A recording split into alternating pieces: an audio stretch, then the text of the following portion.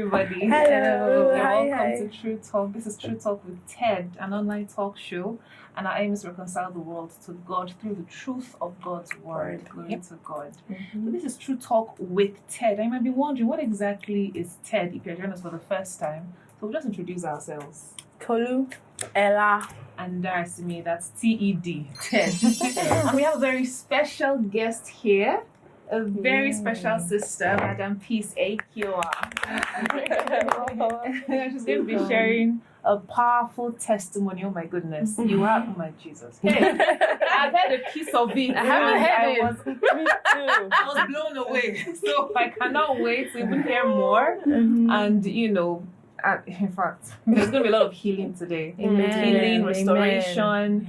Encouragement. God is going to Amen. use this testimony for somebody today. So I'm just going to let her introduce herself. Okay. Thank you, ma'am. Thank you, ma'am, for having me. Thank I really you. do appreciate. I don't take this privilege for granted at all. Okay, so hi everyone. Once again, my name is Peace EHIKIOYA. I'm a lover of Jesus. I'm a lover of Jesus. I'm a professional counselor. I run several businesses. I do God. that's what I do for a living. Yeah, that's it. Glory to God. He's also a member You're of the Davidic welcome. Generation Church. Yes. Glory to God. And she is also the writer of this amazing book, this thing called Scars. The first installment of a transformative experience. My goodness, such an amazing book. And if you'd like to get yours, I'm going to put the link down below where you can easily click and then just find more information as regards Yes, it. Yeah. Okay, so we're just going to go into the episode proper. But before we go into the episode, let's just go on this short break. Be right back.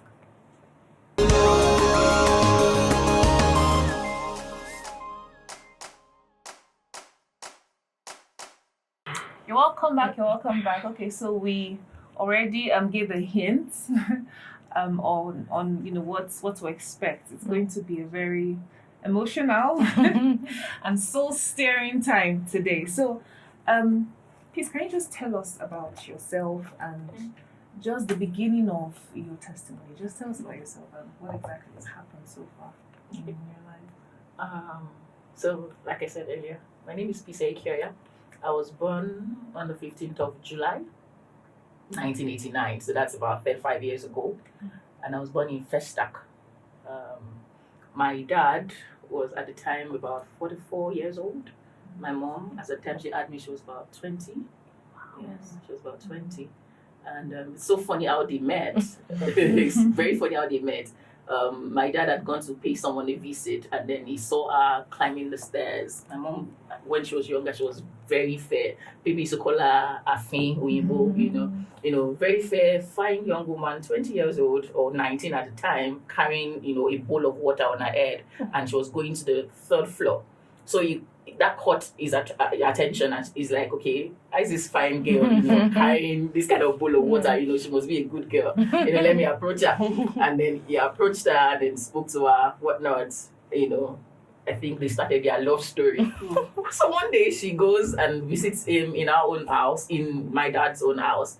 And as she's going, she heard neighbors say, who that fine girl they find? And then someone says Uncle C, which is my dad's nickname. And then she heard them say, what's that fine girl doing in this Okobo's house? Okobo is impotent for those that don't understand Yoruba. So the backstory is that my dad had been with other people and he didn't have any child or no children from the previous relationships. So she being, very young, fine, beautiful woman, they're wondering, what's she doing here? You want to go through the same cycle again? And then God so good, she had me. Yeah, that's how my life started.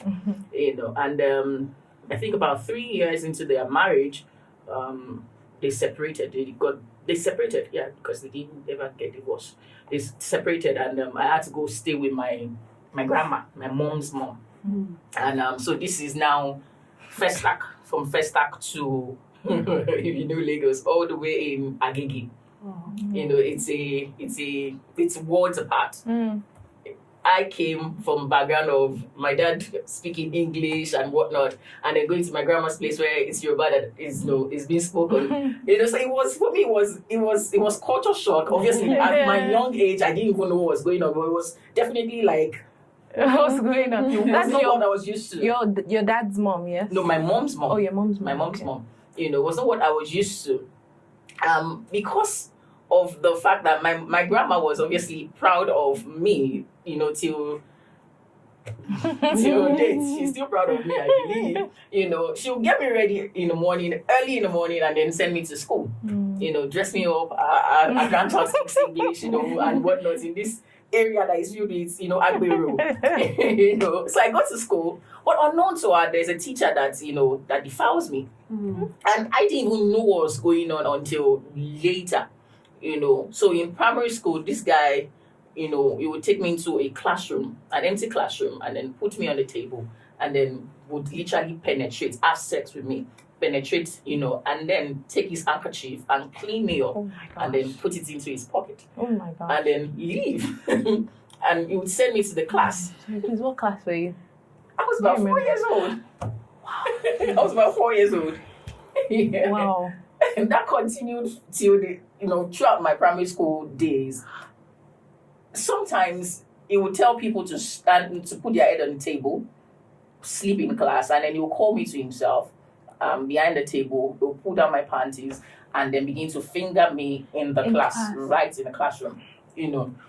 So one of those days, someone that knew me or that knows me and knows my grandma saw him and came to meet me and was like, "What are you doing?" And she started threatening me that she was going to report me to my grandma. I'm like, okay, so I started begging. I'm sorry, don't tell. I said, well, I was like, oh, please tell if you want to tell. I don't know what it is. So it dawned on the lady that I didn't even know what was going on. So she began to try to explain to me. She too was in primary school. I was in primary school. So what was she going to explain to me? She could not. She explained to me. I realized that it was bad.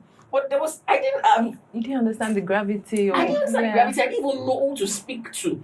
It did not even occur to me that, maybe you could speak to somebody. I also believe that it was the treatment I got at home, because once I do anything wrong, the rod is not spared at all. The rod is not spared. It's so bad that when they want to punish me, when they want to beat me, growing up, they'll tell me, remove your clothes, go and have your bath, and then coming out of the shower with water on my body, naked, I will be put on the table and beat him. Wow. So I guess that also, influenced me not speaking up, because I felt like, oh, this thing is bad. So if I tell somebody, maybe they'll beat me or something. So I didn't say anything to anybody.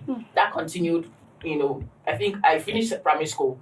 I finished primary school when I was 9 years old, and my grandma had to travel out of the country. So I was left with my mom's younger brother, my mom's younger sister. But my mom's younger brother used to beat his sister. So my mom's younger sister stopped coming home. She stayed back in school. At this time, she had gotten admission into Polytechnic in Offa. So she stayed back in school. So it was just me and my uncle. And then we had another uncle come join us. Wow. My mom's younger brother would go partying every weekend. My God. He would go partying every weekend, and I'm left with my other uncle. And then my other uncle, started this another cycle of molestations, and at this point it's no longer, I don't even know if the word is rape. He was just abused, because it's not the first time, it's not the second time, it's not the 10th time. It became a way of life for me. Every Saturday, every weekend, the way that children would look forward to growing up. We used to serve akara and pap, or moi moi and pap. What I looked forward to was having sex with my uncle. That was it. That was the routine, because Saturday my other uncle is not around. This other uncle will put me on this big bed, that was my grandma's bed, and then have his way. It was not exactly nice. Then it felt like normal thing to me. But growing up, it was the memory, of course, and the impacts that he had on my mind. It was not nice. But growing up, it felt like, oh, this is the life, this is what's supposed to be, And one of the things that stood out for me with my uncle, with his own, it was not being put on a table. With his own, he had the time to climb, literally mount me. So, and I was tiny. I was, let's say, at most 10 years old. He would climb and try to get access into me. So he would pull apart my legs, so that I'm crying not from penetration, but from the pain I'm feeling in the leg that is pulling. Fast forward to growing up, I had to go to Ibobi, that's orthopedic hospital in Lagos, and then we now found that what he was doing caused something to happen, which is to shift the bone in the hip here, my left leg, so they diagnosed something they called a vascular necrosis, which pretty much is bone death. So because of what he had done, he had shifted the hip bone, the top of it, out of the socket so that blood was not flowing to it anymore. Oh my So and he healed out of place. So when I work with a limb. Sometimes it's noticeable, sometimes it isn't. And sometimes when I'm getting up, I have to calm down because something is like just back into place. Oh, it's such a lovely growing up story. After that episode with my uncle, my mom had to come take me. I didn't say anything to anybody. My mom had to come take me to start living with her. The sharp difference is it's fun. It's always funny to me because when I think about it, I'm like, so I go from living in Festac to living in Agege, and then my mom takes me all the way to Agbara, Morobo. That's close to Badagry. And then we get there, and it's difficult for her to feed me and my younger brother. My dad is not sending money because my dad doesn't want me to live with her, So at this time, I had to work, sell sugar, sell candle, sell soap, sell omo. My God, it was a lovely. I call things that are not palatable lovely. It was a lovely growing up, I remember she even tried to put me in a school. I will not even call it school. I'll call it, as Yoruba would say, jealousy, like let the house rest. Just go somewhere.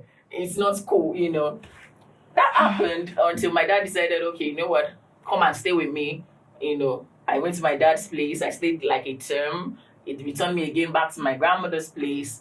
At this time, the other uncle was not there anymore. So it was just me and my mom's younger brother. This one was now physical abuse. It was not just sexual abuse. It wasn't any of that. It was physical abuse. Full blown, anything you do, go and have your bath. Lie down on the table and flog the living daylight out of you. Daddy would bring money, for feeding or keep, because my dad was quite comfortable. He was a manager in Nitel back in the day. Those were one of the top companies to work in, So he would bring money, bring provisions. My uncle would lock it in his wardrobe and would not give me. When I'm going to school, he would probably give me 15 naira. Out of 15 naira, I have to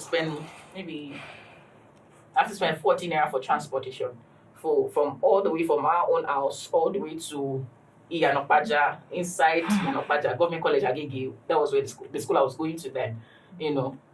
Feeding is there. I'll go from morning to night.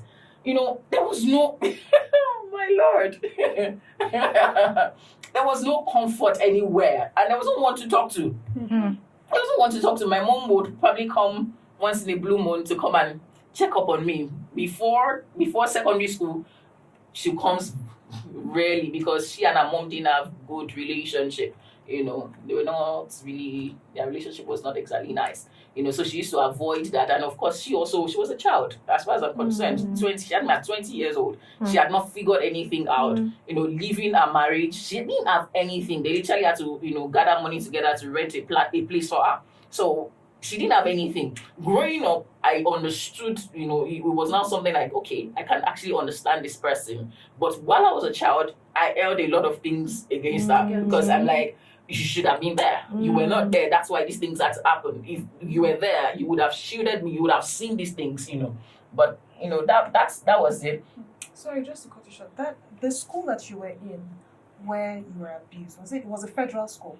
No, it was a primary school. Private school. The private school? Yeah, the private school. And all that was happening under the nose of?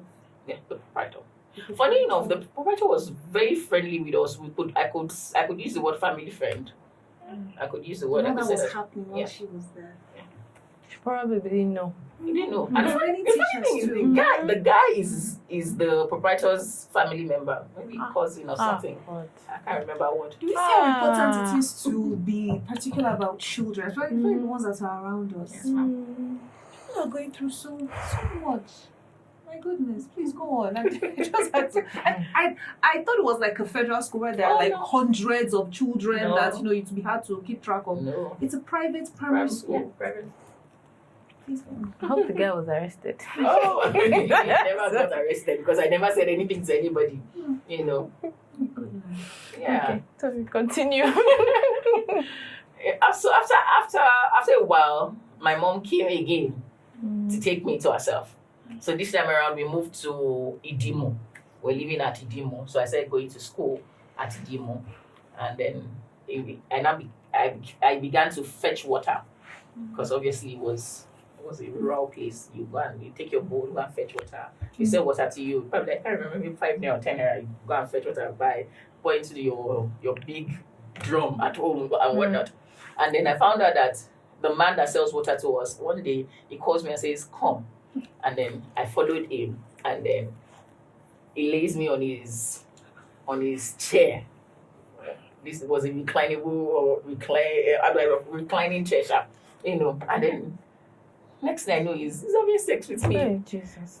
At this point, sex was a normal thing. It wasn't something that, for me, we've been doing it since 4 years old. So at this point, I think maybe I was 13 or something. It's normal, it's a way of life. So anybody that comes and says, "Oh yeah, lie down, I want to have sex," they don't even need to tell me I want to have sex with you. Once they start touching, you don't say anything, just lay down there like couch vegetable or couch potato.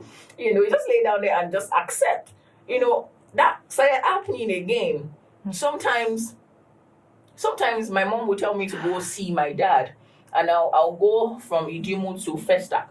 If you know Lagos, Idimo is somewhere in between Igondo and Egbeda. So if I'm going there, I'll go all the way, then go through Lasso. It's quite far. It's a distance, so I'll go by myself. And then, oh God, in buses, I'll find that the person sitting beside me is touching me. Yeah, literally touching me. And his hand is touching my breast, his hand is going down, touching. And he's literally, his hand is already in my vagina. And I will not be able to see anything because all these people, it's a normal thing for me. So it was, I never could stand up to anybody to say, don't do that. Or it was just normal. Oh my God. It was a lot.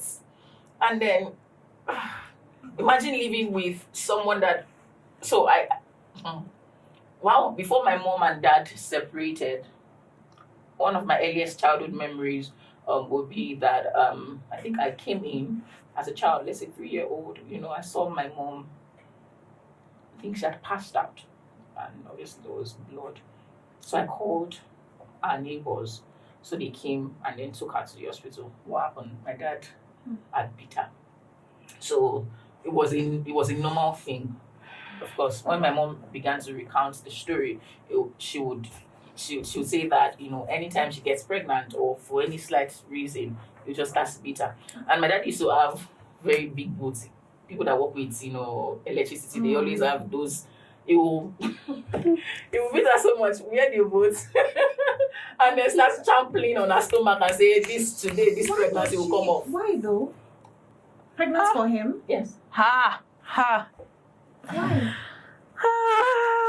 There is a lot to my story.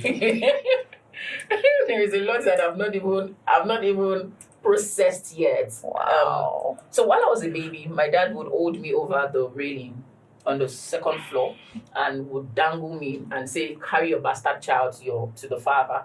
I'm not the father. Carry your bastard child to the father." Till today, I believe my dad was schizophrenic. But because back in the day they never had any of those diagnoses. There was nothing. Nobody knew anything. Nobody. It's a lot. It's a lot to You know, It's a lot to process. what's just comes to mind is you know, there was one time that Pastor was talking about how I think it was a sermon in church talking about part of the tactics of the enemy. Yes, yes, spiritual ma'am. warfare. Yes, ma'am. Yes, And ma'am. then he said that many times the devil would attack them young. Yes, Go for them yes, when they're yes, young. yes. And who could imagine that right now your story is touching so many lives, and he must have seen the glory ahead. That's why it's just sending layers and layers of attack. Now just imagine from age 4, such levels of abuse to the point that it has a physical mark on the body. It's just so clear that he has seen something ahead that he wants to truncate or Yes, contaminate. ma'am. Yes, ma'am. So clear. Yes, ma'am. Hi. I so much believe when pastors shared that message in church. Most of the times when messages has been shared, especially by pastor, I feel like jumping out of my seat. Nobody would understand what's going on in my head because I'm like, this is me you're talking about. It's me. It's my life you're saying here. You know. Oh my God. Oh my God. There's a lot. There's a lot to share. There's a lot to share. There's a lot to share. I remember, you know, while we were still at EDMO, apart from sexual, there was also several physical abuses. You know, even by my mom. Well, I was sharing about my mom because now I understand that all the things that she went through, you know, it also affected her psychologically. And for me, I believe that even to today, she has not dealt with them yet. She's not forgiven, you know. So she has a lot of pent up anger, you know, that she has not unpacked yet. So there was one day in the morning, my mom used to make us eat egg every day, me and my younger brother. So I'll be the one to cook the egg. So I was in the kitchen cooking egg. It was a face me and face you kind of house. So we're in the general kitchen. So I was boiling the egg and she was like, "Oh, you're late for school. What are you still doing there?" And my mom always beats. The meeting is not funny. So, you know, I saw her coming to beat me. I was scared. So I picked up the kettle from the stove, put it on the table without even looking at, oh, is this thing stable enough? So I just dropped it and next thing I knew, water, kettle, egg, everything on my leg. You know, and it was not a sight to behold. My mom, that day I saw my mom in another light. And I don't mean positive light. You know, my mom, neighbors ran out and were like, "Oh, go and buy Ogi, go and buy pap. Let's apply it on as first aid and whatnot," because they were not going to take me to the hospital. You know, let's buy and put. After they applied the pap, my mom went inside and brought one very mini skirt and it's me in my school uniform. I said, we're going to school. When I got to school, my teachers, they were like, "What did you come and do in school?" I'm like, "My mom said I should come to school." By weekend, she then told me, at this time, you know, I don't know if you've ever had hot water pour on you. You know how blisters will be. You know, so it was all over my left thigh, my right thigh here. My mom said, "Yeah, be going to your dad's place in Festac, all by myself." I got into the bus. I kept on telling the person beside me, "Sorry, please, my leg is paining me." It was traumatizing. I had to go by myself to my dad's place. How old were you at that time? I was 13, 14, because I stayed the whole school year. I was in GSS2. I stayed this whole school year with her before I then moved to my dad's place finally at GSS3. You know, my dad seeing me was like, "And your mom allowed you come like this?" I'm like, "Yeah." You know. So there was a lot. There was a whole lot. My God. When I started staying with my dad, you know, my dad obviously he was a manager at night owl. You know, he had to go to work. He had morning shift, afternoon shift, sometimes night shift. And there was no wife. All the people he tried to marry, they will come collect his money, run away. He'll train their family members, trade or school, they run away. You know, so I ended up being the only child for my dad actually. You know, so it was only me and my dad in the house, always only me and my dad. You know, so sometimes maybe on morning duty or on afternoon duty, I can't stay by myself in the house because this is a 3-bedroom flat. A child of now, I think I was now 14, 15. I could not stay because it was only me. Every other person, the people I used to play with, they would have, gone inside with their families, and it would just be me. And because of stories that I had heard growing up about my dad, it was I didn't have the courage to stay alone in the house. I didn't have the courage to stay alone in the house. It's a lot. It's a lot. I grew up hearing very bad stories about my father and things that he was involved in. So I could not even summon the courage to say, I want to sleep in the house and wait for no. The most I could do was probably sit down at the door and just be waiting, be looking, is it here? As his car come up? No. And during those periods, I remember that we had a tree in front of our block of flats. And I'll go and hold on to that tree, the tree branch, and I'll say, God, I want you to give me a godly home. Give me a good husband. Give me good children. That we would chase you together, that would serve you for the rest of our lives. I kept on saying that every day. It came from a place of loneliness. It came from a place of pain.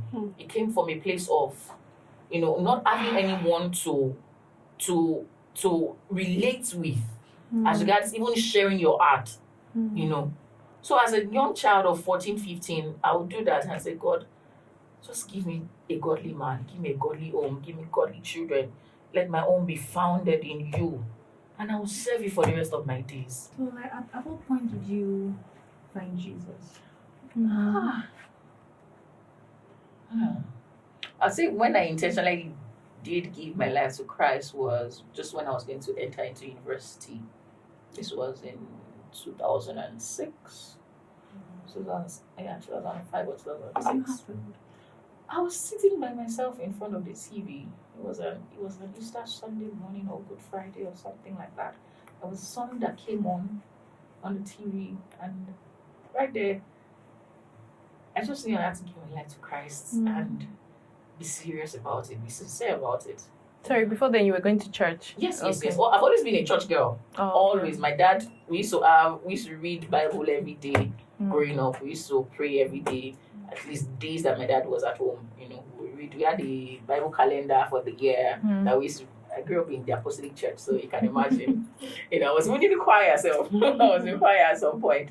So I grew up with going to church, but becoming serious and saying, okay, this is intentional for me was just when I was going to enter into university, and then entering into the university.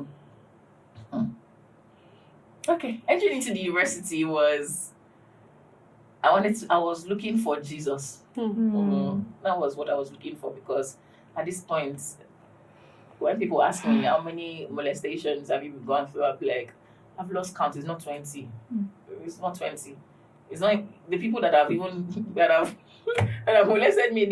Sometimes they're not even strangers. My mom's stepbrother, my stepfather, different people. So you've lost count. At this point, I'm like, you know what? Jesus, just come, because you're the only one that can make sense in this life. Just come, because I felt like there was a hole inside me. Yeah, that was it. There was a hole inside me, and I was even sharp-mouthed. My dad used to make me study the dictionary growing up. My dad used to make me study dictionary and tell me, form new words with it. So I had words. Growing up, I had words, and I would use it on anybody. How do you want it? I will give you left, right, center. Oh my God! Let me move on. So university, I was looking for Jesus. I settled with a particular fellowship, and it did not do, but I settled. I joined the choir, and in 200 level. By the way, I finished from University of Ibadan. And I stayed in Mike-Bamiloye all through my stay in UI. In 200 level, I was in my kitchenette, and I think I was trying to cook or something. And then I saw a paper on the floor, so I picked it up. As I was reading, I heard a voice say, "You must go for this program." I'm like, "Go for this program?" I thought it was a concert, and it coincided with the day for our fellowship day. When I was in the fellowship there. So I said, okay, you know what? Since I must go, I'll go 30 minutes then, go and join my fellowship. So I went. As at the time I wanted to step out of the hall and say I'm going to my own fellowship, and I stepped outside, rain was falling. And it was not just of those, rain that you can say, okay, let me just enter. It was heavy. Wow. I said, okay, no problem. We have come to Mount Zion. Let us camp here. So I camped. And as I was going back, somebody approached me and says, you know that God's hand is heavy on your life. I turned and I'm like, yeah, I know. He's like, God is going to use you. I'm like, I know. Because for me, I've always had that sense of you're not ordinary.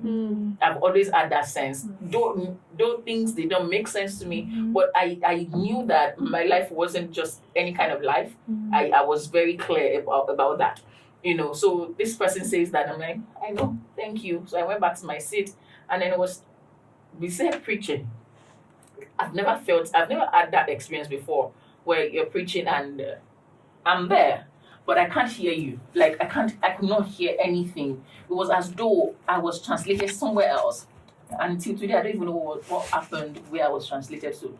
All I knew was when the word started, it was like an out-of-body experience. And then when the altar call was made, was when I came back to myself. And, I think altar call of speaking in tongues, yeah. So I went out, and then this Pastor Dapo Okedele is still in my life till today. I think I told you about him one time ago. Yeah. And then he prayed with me, and that's how I started speaking in tongues. It was such it was a lovely experience. It was like, I feel like this day don't end. Like this day should not end, because this is what I've been looking for all my life. Where have you been? Oh Lord. The next day, and funny thing was, these people came from Unilag to all the program here in Ibadan, in UI. And unknown to me, the Lord had told them what they were preparing for the program. It was called Sozo. While they were preparing for Sozo, the Lord had told them about a Yemisi that they were going to meet. But if you don't know me well, you won't know that my name is Yemisi. My name is Peace Oluwayemisi EHIKIOYA. So I use peace. My mom calls me Yemisi. So Lord had told them about the Yemisi that was coming, and that the program was for this Yemisi, and we're looking for Yemisi, but I had written peace. However, I guess they added 2 + 2 to figure out that I was the one. Because the next day they asked for people that could come and just meet with them and let them just cast the vision. So I went. I think I was the only one actually that showed up. I was the only one. Yeah, I was the only one that showed up. So they went. We went from chapel. Then went to, I think they were staying at Manual College or something. They lodged there. So as we entered into the lodge, someone walks up and says, "Hi, Yemisi," and I'm like, How do you know? What's going on? How do you know my name is Yemisi? And then the guy starts smiling. And then he didn't tell me the story. But I joined the fellowship. It was called Flames Foundation.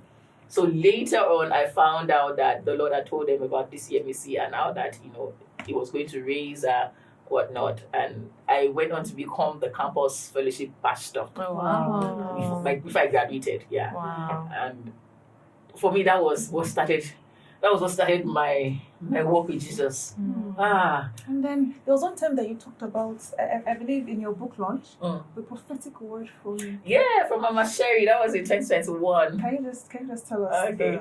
Oh my God. Period. What led to it? Oh, okay. That period. Let me fast forward to 2019 or 2018. 2018. So 2018, I got married. Remember my prayer? God give me godly. So I got married. Oh my Lord. Before I got married, 2 days to my wedding, I had a dream. I had a dream where I saw my now ex-husband. I saw him divide into 2. And I saw one him tell the second him, "Go and kill her." Yeah. And then the second him started chasing me around. And somehow I got onto like a vantage point, and I was not looking down. I'm like, I thought you said you loved me. I thought you said you cared about me. After everything I've done for you, why? you know. But growing up from everything that I've grown up from, and not, having a safe space, to share things. I guess that influenced my decision of not even saying anything to anybody, because I didn't have anybody I could say that I wanted to say anything to say to. There was no one to say anything to. So you didn't have friends that you could pray together with, that could agree with you, that could watch your back spiritually. Now I can say I do. Back But then, at that time, no. Yes, I had a local assembly, but there was no sense of sisterhood. There was no sense of sisterhood then. There was no sense of sisterhood. A lot of things happened that if in this season they happened, right there I would have shut it down, because now I know what to look out for. I know what red flags are. I didn't even know what red flags were. Like, I didn't know anything. I didn't. Oh my God, I didn't know anything. I was clueless. Oh Lord. And he knew that I was clueless. He knew that he knew that I was a church girl. He knew that I loved Jesus. He knew that I wanted to do everything that that God has said. If it is in the word, as long as I've seen it that this thing is written in the word, I want to do it too. I want to do it. So he knew all those things, and then he played on my innocence. He played on the church girl that I was. Yeah, let me leave that. So I got married, and it was from the night of my wedding that I knew that something was wrong. Well, it was from the night of the wedding. Oh Lord. So night came. Obviously, I didn't go into the story of how, after university, I became a cell pastor. I became a zonal cell pastor. So I had people that I was pastoring. I had people. I had bureaus. I would go into EHIKIOYA in Lagos and go and preach. As they are seeing me, once I enter like this, they will just start shouting, Pastor peace, Pastor peace, Pastor peace. The one that is only smoke, that you go will throw it away. I will go there with the downfall, pack them food, and take them to church. I was oh Lord. I had fun. I had fun with Jesus. Before I go into that story of Mama Sherry, there's a point where I lost my faith. I believe I should share that. So I started working. Let me start from when I started working. When I started working, I got my first job, and my first job was paying me 82,000 naira, and I was working at EHIKIOYA. This was 2011, so it was a lot of money then, and my passion for Jesus. Hey Lord, I love Jesus. I'm realizing the day by day that I love Jesus. So the fellowship became a church. Flame Foundation became a church. The fellowship I was going to on campus, it became a church. So I became a pastor, a cell pastor there. And then there were months that we had to donate or give 90% of our salary, which meant that I would have 8,200 left with me, at the end of the month or at the beginning of the month. Going all the way from Bariga to EHIKIOYA was no fun thing. There was a time that my shoe was there was no sole anymore, because the sole had eaten so much that everything that is going on the floor, I was feeling it. And then if you know EHIKIOYA and Makoko, you know that they are very swampy area. If you don't know, when you're entering into Lagos, that third Milan Bridge, that's water side that you see, all those houses built on, that's the area I'm talking about. So it was a very, very swampy area, or it is a very swampy area. So imagine me with my sole shoe, entering, walking through that place. So I gave Jesus everything. I gave God everything. And I was joyful because now my life made sense. Now I could add 2 plus 2 together to say, okay, 2 plus 2 is 4. And I would go in the morning, go to work, obviously, close 6 o'clock, come back home. I'm getting home 11 p.m., 12 a.m., because after work, I'll go and visit cell members. I'll find something. There will be cell meeting. There will be counseling. There will be something to do that I would have to stay. And I had a wide cell area, so I became a pastor in charge of several cells. So I had a lot of people to visit in a day. I get home, my neighbors, now I could confidently say no to people when they are making attempt. So my neighbors now did not give me extra key to the gate. So I get home and then the gate is locked. I jump the fence. I jump the fence because I'm like, please, you cannot stop me. You know, Lord, I was hungry for God. I am still hungry for God. So let me stop saying I was. You know, it was a lovely period. And then one day, I was not feeling fine. I became breathless in my apartment. I stayed alone. So there was nobody to call. I was struggling to breathe. I then called Pastor Dapo. Pastor Dapo was in Unilag. I was in Bariga. So he came home, picked me, took me to the hospital. And then they diagnosed. Before they even diagnosed, it took a while. Before this breathless situation, there was a diagnosis of a vascular necrosis where I had to go to orthopedic hospital. You know, so I was taking a particular drug for the pain. In the orthopedic hospital, they told me they wanted us to do a surgery. So I said, okay, no problem. Anything to take away this pain because the pain was chronic. Everything is documented in this book. You know, I'm like, okay, so what should we do? He said, you cannot do the surgery right now because I was too young. Then I was 25. I was too young and they had to revise the surgery maybe every 5 years or something. I'm like, so in the meantime, I should live with this pain. They're like, okay, no, they'll give me a drug. So the drug I started taking apparently triggered asthma in me. So I woke up breathless. So it's a drug that caused it. Yes, the drug. The drug for the pain. For the pain, yeah.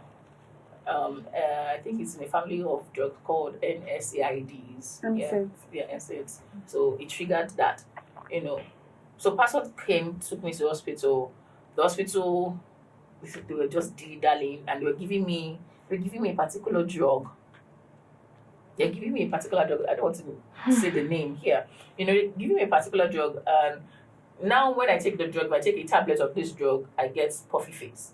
You know, back then they were giving me I think 6 or 8 tablets to be taken twice or 3 times daily. If you take one tablet, I get puffy. Yeah, they're giving you 6. 6 or 8, I can't remember accurately. And I was taking it twice daily, twice or 3 times daily. So within a short period of time, I doubled size. And then our church members began to say, Pastor Peace is pregnant. She's pregnant out of wedlock. So that one spiraled me into something else. And then I now changed hospitals and then hospital now diagnosed asthma. And the asthma wasn't just any kind of asthma. It was a difficult one. I was allergic to dust, to cold, to smell, everything that you can be allergic to, I was allergic to it. The smell of pepper, I would get an attack. Climb stairs, I'm like, so what is left? At this point, I told Jesus, I said, God, you know what, just stay by yourself. Just stay. I've had enough. Like, I've had enough. You know, oh Lord. I have had enough. At this point, I said, you know what? I'm going to club. I'm going to smoke. I'm going to drink. I'm going to sleep around with as many men as possible. You know, before, you know, they took whatever they wanted to take without my consent. Now, I will willingly offer this body as a sacrifice unto these people. Oh, I made that decision. What? I love Jesus too much. The funny thing is that when people make such decisions out of anger towards God, they will see that at the end of the day they are still empty. Yeah, they still feel angry. Exactly. It doesn't solve the problem. It doesn't solve it actually. It doesn't. You know. I could not do everything that I promised to do. I could not. I didn't have the guts to. I wanted to dye my hair red. That was, oh God. I wanted to do very funny things, but I couldn't. So I stopped going to church. Almighty Pastor Peace, that will bring Agbiros in downfalls, stopped going to church. Some members started calling, Pastor Peace, where are you? We've not seen you, not come. I was telling Pastor the other day that back in the day, my cell units, I will go. If you are saying you're not coming to church, you and who? And we will fetch water for you to have your bath. I will stand in front of the bedroom for you. You will have that bath, wear clothes, we go together. As you are jumping out of fence, out of the window, I'm standing to catch you. You will go to church. You know. So imagine me that was doing that and was not going to church. I said, no, I'm not going to church. No. And then I started sleeping with people. So one of the people I said was like my workmate, my work colleague. Of course, he knew that I was Pastor Peace. So the first day I brought up the conversation with him, he was like, "Are you sure you're okay? Do you know what you're doing? Do you know what you're asking for? We will not be able to stop." I'm like, "I said I want this thing. I want sex with you." He said, "Nothing involved." I said, "Nothing attached."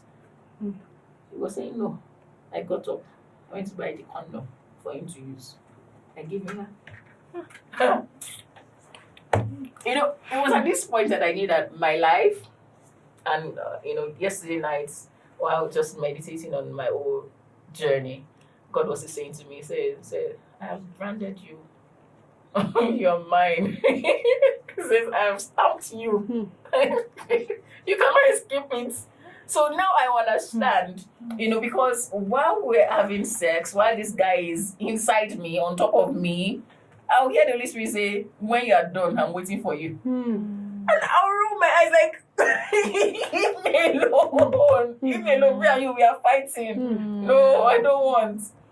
And then the day this guy broke up with me, we were coming from work, and then he says he's not interested anymore. I'm like, okay. I was crying on the road. I was like, "Are you sure you want to go by yourself? Let me follow you." I'm like, "Don't worry." And then he saw me off to the bus stop where I entered the bus in front of him. And guess where I went to? I went to church. I went to church to mourn my relationship. Oh God. When I got there, I'm like, okay, I'm tired. I'm tired getting angry with you. And of course, church welcomes me. And I go back again into the choir. So one of those days, we were ministering on Sunday. I got on the stage, we're singing, and we're singing something about Jesus to the world, just to the streets, healing people. I can't remember the song. But then the Holy Spirit was like, "Can you see how far you have come? You need to take your place again."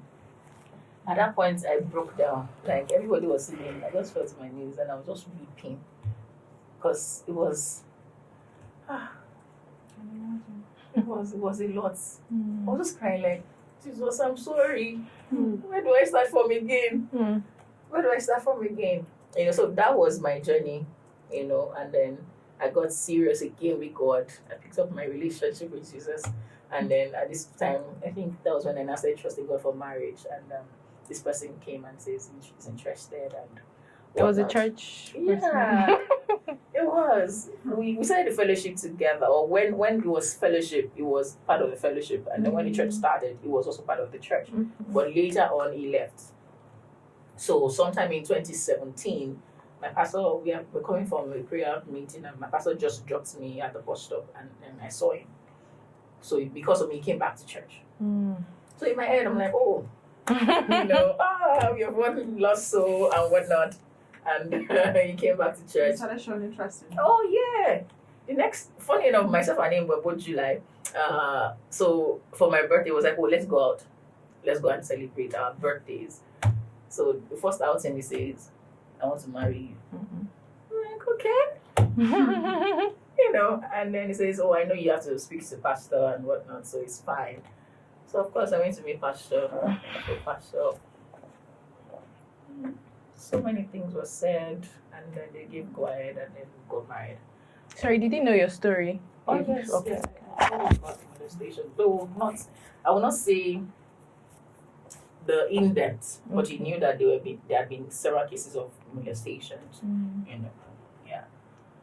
So the wedding night, before the wedding night, of course, I've been telling God, like, "You know what, I want you to heal me. I want you to heal my hymen, because this thing was taken away without me, wanting it to happen." So But sorry, were there signs that this man has issues?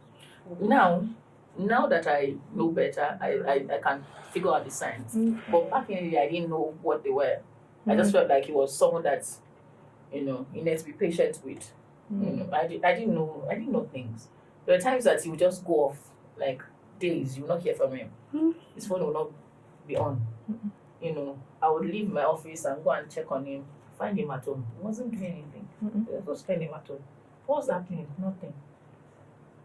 So I just felt like, it was someone that they just needed to be patient with, and just understand Could you say that your emotions kind of clouded? Yes, Voice of of course. experience. Yes, of course. Yes, of course. I would say that. I would say that now that I know better. I'd say that. I'd say that. I felt like God went extra mile, 2 days to the wedding to even show me the dream. But there was nothing there was nothing to unpack from it. Because if I had that kind of dream now, here, I think the first person I will go and meet is Pastor or PV or yourself. I would say, oh, I had this dream, it's not adding up. But back then, I had not even started opening up to people. Yes, I was doing all that. I was in love with Jesus, but I wasn't sharing my life with people. I had nobody that I could say that you are my person, so there wasn't anybody that would say, oh yeah, the person now wants to now say, oh, are you sure this thing? Let's pray about this thing. There was nobody like that. There was not even my father. Yeah, no, my mother too. We didn't have relationship. So I was alone. I was alone. The importance of being two in the scriptures. Mm. It's not just for marriage. Yes, ma'am. Yeah. Yes, ma'am. Just for marriage. Yes, ma'am. Yes, ma'am. So I'd pray to God, and then wedding night was the first night this man was going to, have sex with me. Altar was the first time he was going to kiss me. Wedding night was the first time he was going to see me naked and whatnot. So we had kept relationship holy. So I felt like this person has stayed, was willing to be celibate and whatnot. Obviously, was a good person. You can imagine how I was thinking. That must be like for you to say no sex or you're a good person now. Because I feel like everybody is like me. Sometimes, even till now, I still feel like that. Until when you now show me that you're not Jesus, you're not Jesus child, or you're not a Jesus lover. So then, okay, let me act accordingly. So I felt like it was good. And then the first night, I was crying while you were trying to penetrate. And then there was no flinching, nothing. He did not care about how I was feeling. It was brutal with it. Brutal is not not justice Oh to wow.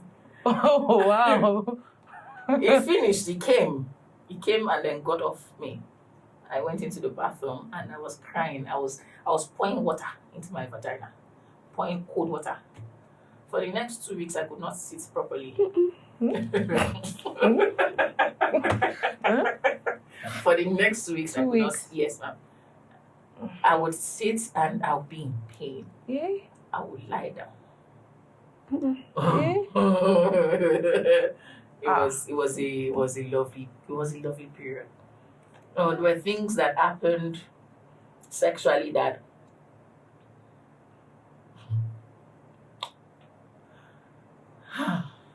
thinking about it now, I realized that there were days that he came home drunk. But my church mind never associated what was doing him and what he was showing me as being drunk. Wow. Hey. I used to say that I don't know how raw I should go. I'm trying to censor. As a married woman, I love to kiss. But the person I was married to in the year, we're married 1 year, maybe 3 or 6 months. I can count on one hand how many times I was kissed by the person I was married to. On one hand. Yeah, on one hand. I can count. Anytime I made an attempt to kiss, it would, draw back. It did not make sense to me until after I moved out. I would not jump. I would take it slow. I got a job after we got married, because before we got married, I'd resigned because there was a plan to move to Maiduguri, which was where he was working at the time. But I told God, like, if you're not in this thing, this work in Maiduguri is that tight. I'm not doing good. The work in Maiduguri is scattered. And, a month to the wedding, you didn't have any money. I literally paid for almost everything For the wedding. Even to bring him back from Maiduguri, it was me that paid for the flight. And for me, it was okay. It was not an issue because the Bible says two shall become one. You know, so I felt like my money is your money. I'm not of that school of thought that feels the woman's money is our money and his money is our money. We have become one. We are becoming one. So we share everything in. Becoming one. You're not one yet. So in my head, we are becoming one. We are becoming one. You know, and I feel like since we are going to become one, it's just a matter of days. We can't share everything in common. I cannot have and then you don't have, and then I'm looking at you like, you know. Exactly. So it was for me. It was, and of course, even after we got into marriage, that was it for me. My salary was doing everything, everything, so that even from the first week after salary, I started borrowing. Oh, so you didn't get a job after? He used to go to work. But this is to bring money home. You said there's no pay. And I believed. I believed because I don't want to. Now you understand me. Because I'm like, I love Jesus. You love Jesus. We go to the same church. We hear the same word. So you cannot see. You cannot deliberately, you know, fool me. You cannot be like that. You have the Spirit of God on the inside of you. You cannot intentionally. An innocent mind. Yeah, very innocent. The funny thing is that because there was somebody that had been grieving from church hurt, and then the funny thing that people don't understand is that church is, I won't say, it's not like a story that I'm proud of, but it's the truth. It's like a hospital. Yes. So it's not everyone there that's fine. Now I know. Everyone there that are fine. Now I know. If you get someone sick today, you will take them to church. Like where else you take them to? Such person now, you believe that you should be a mature Christian. It's not fine. Literally speaking. Yeah. My goodness. Yeah. Now I know that. But back in the day, I was being naive. Yes, I was mature age-wise, but I was very naive as regards, because you can count how many people I had opened up my life to. Yeah. Even my parents. Till my father died, he never knew I went through all those molestations. My dad died in 2022, December. He never knew of any of those molestations. Wow. You were there at my book launch, ma'am. You saw how my mom was crying because it was the first time she was hearing some of my stories. You know, so this person that I'm now opening my life up to, I don't want to believe that, you know, oh Lord, it was a lot. You know, it was a lot. We're living at Okota, and my office was at Elegushi, and that meant that 4:30, 5 o'clock I'm out of the house. I come back late at night. I'm tired, and I'm leaving the whole money that I was earning 138, 600 back in the day. Then, you know, the whole salary goes into us. So parents, I'll borrow money from loan apps. Let me go. Let me do this gist. So he would disappear. Even in marriage, he would just go. I will not hear from him. I'll call. He will not pick up, or his phone is switched off. And then days I won't see him.